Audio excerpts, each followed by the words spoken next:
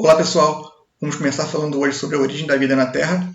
É um assunto que eu vou abordar em mais de um vídeo e nesse primeiro eu vou falar sobre a formação da Terra, sobre a teoria da biogênese e sobre a teoria da abiogênese. As evidências científicas mostram que a Terra surgiu há aproximadamente 4,6 bilhões de anos atrás. Então você tinha um Sol que estava em formação e tinha uma aglomeração de poeiras, gases e rochas rodando ao redor do Sol em formação.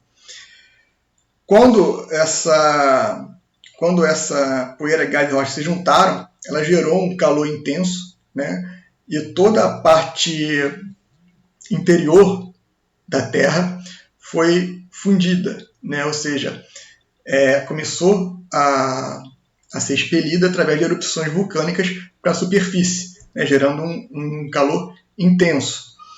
E com isso, toda a superfície da Terra ficou coberta por lava, o que, né, criava um ambiente inóspito, né? Ou seja, não era propício à vida. Não era possível ter vida na Terra com aquelas condições. Mas com o tempo, o ambiente terrestre começou a mudar e até chegar a um ponto onde foi capaz de suportar a vida. Até meados do século XVII, se acreditava que a vida na Terra tinha sido criada por uma força superior, por uma energia superior, né? Muitos chamam de Deus. Então, até meados do século XVII, se acreditava então, que essa força tinha criado a vida na Terra. Uma outra parte também acreditava que, a partir daí, que a vida na Terra era formada através de geração espontânea, né? Que o que formou a teoria da abiogênese. Mas, com os cientistas fazendo pesquisas, essas questões foram elucidadas e a gente vai ver a seguir. A teoria da abiogênese ela também pode ser chamada de teoria da geração espontânea, onde se acreditavam que os organismos podiam surgir de outras formas que não fossem a reprodução, né? Inclusive, que o médico John Baptista Van Helmont ele criou uma receita para produzir ratos por geração espontânea. Qual era a receita? Você colocaria dentro de um recipiente uma camiseta suja e espalharia trigo nessa camiseta. E ele afirmava que, alguns dias depois, ratos iam ser criados a partir dessa receita. Também acreditavam, né, que, por exemplo, cobras, lagartos podiam ser criados da lama de rios e lagos. Eles não tinham essa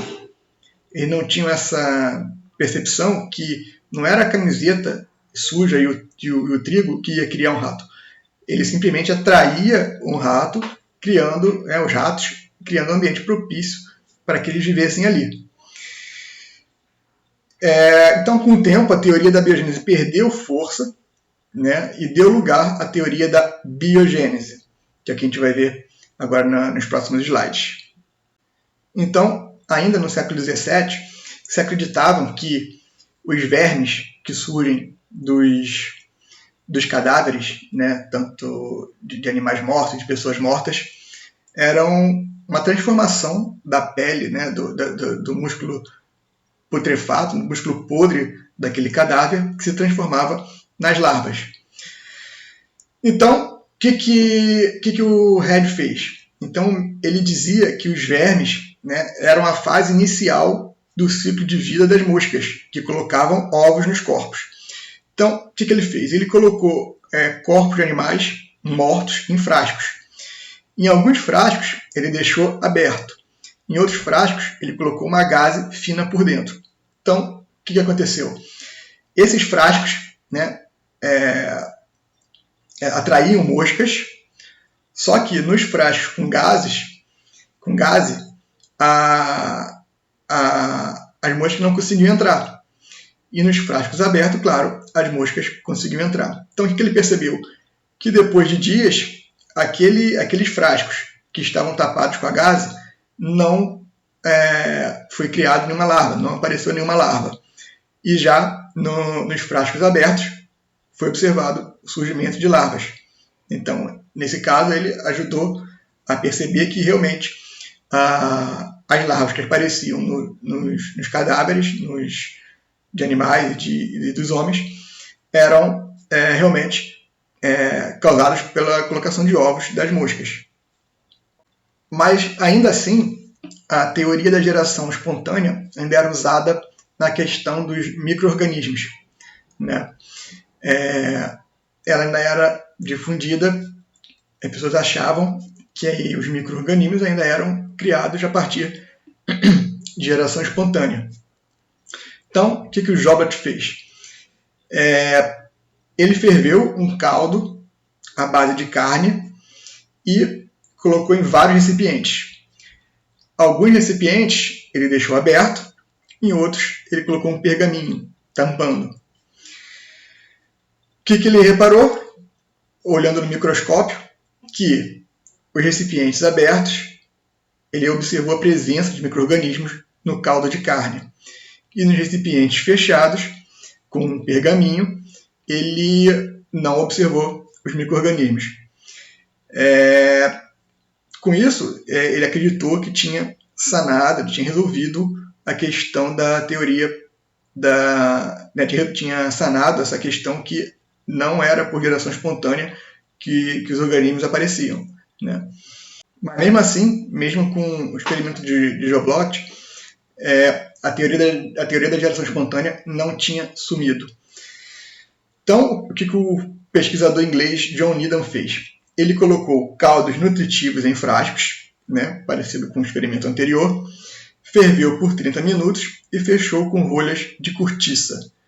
Então, ele foi aqui, colocou os sucos nos frascos, né, caldo de galinha, suco de fruta, tudo um caldo nutritivo, ferveu, fechou com rolha e mesmo assim, dias depois, foi verificado a contaminação por micro-organismos. Com isso, ele quis dizer, então, que a teoria da geração espontânea era válida. E o que Spallanzani fez? Ele também colocou caldos nutritivos dentro de frascos, só que ele usou 8 frascos, só que em 4 frascos ele usou a rolha de cortiça e em 4 ele derreteu o gargalo e lacrou totalmente os frascos. Ele viu que, alguns dias depois, que nos frascos que estavam fechados com rolha de cortiça, tinha presença de micro-organismos, ou seja, a rolha não impedia a entrada de micro-organismos. Needham, por sua vez, falou que e nos frascos que estava tapado não tinha presença de micro-organismos. Needham falou, então, que isso era quando ele tapou os frascos, ele impediu a força vital do caldo, ele diminuiu a força vital do caldo, que é uma coisa imaterial, uma coisa que não tinha explicação. E a Spallanzani quebrou o frasco, o gargalo do frasco, e viu que alguns dias depois houve a presença de micro-organismos. Mais uma vez, Needham disse que quando ele quebrou o frasco, a força vital do caldo retornou. E aí isso continuou até o experimento de Pasteur colocar fim à discussão. Então, Louis Pasteur, né, o francês, ele finalmente, depois do seu experimento, ele derrubou a teoria da geração espontânea, ou teoria da abiogênese. Então, o que ele fez? Ele colocou caldo nutritivo em 4 frascos de vidro, só que dessa vez ele não tapou o gargalo, certo? Para permitir a entrada de ar, para não ter mais essa questão da força vital ter parado de entrar. Então ele esticou o gargalo, formando aqui parecido com um pescoço de cisne. Ou seja, era permitida a entrada de ar dentro do frasco onde estava o caldo nutritivo. E o que ele reparou? Que mesmo com a entrada de ar, não foi observado micro-organismo dentro do caldo. Então, eles chegaram à conclusão de que a forma com que ele esticou gargalo do frasco impedia que micro-organismos chegassem até o caldo nutritivo. Então, as curvas que foram feitas no gargalo impedia a chegada de micro-organismo no caldo. Para comprovar, o que ele fez? Ele quebrou alguns dos frascos no gargalo. E aí, o que aconteceu? Foi vista, depois de alguns dias, a presença de micro-organismos, né? Então, ele colocou o caldo, esticou o gargalo, ferveu, né? Ferveu o caldo nutritivo. Foi visto que não havia presença de micro-organismos, mesmo com a entrada de ar. Depois, ele quebrou o gargalo do frasco, e aí sim os micro-organismos puderam se desenvolver. E aí, por fim, ele colocou por encerrada essa questão da teoria da abiogênese, e a partir daí, então, a teoria da biogênese passou a vigorar. E aí, isso nos deixa uma questão.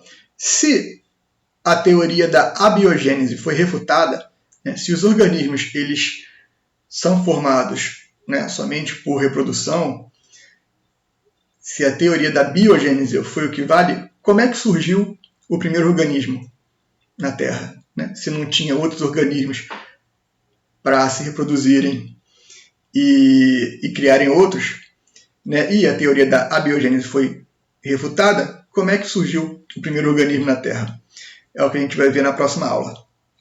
Chegamos ao fim desse vídeo. Peço para vocês se inscreverem no canal, para dar aquela força.